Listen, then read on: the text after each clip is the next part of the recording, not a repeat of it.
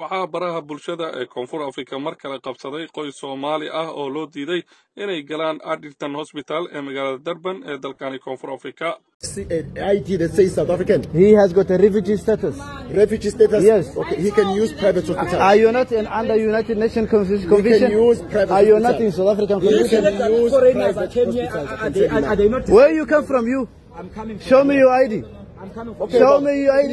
Baba, we don't kooxo cunsuriyiin ah ayaa is hortaagay qoyskan Soomaaliyeed inay galaan safka bukaanada doonaya inay helaan adeega caafimaad ee isbitaalka Addington ee magaalada Durban ee gobolka KwaZulu-Natal. kooxahan cunsuriyiinta ah ayaa buux dhaafiyay albaabada laga gala isbitaalka kuwaasi oo diidan inay safka isbitaalka galaan dadka ajaanibta ah oo ay Soomaalidu ka mid tahay.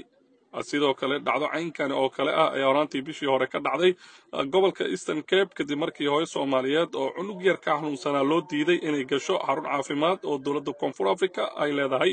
dadka qaxootiga ah ee ku nool Koonfur Afrika ayaa sharciga u ogolaanaya inay helaan adeeg caafimaad oo bilaash ahi.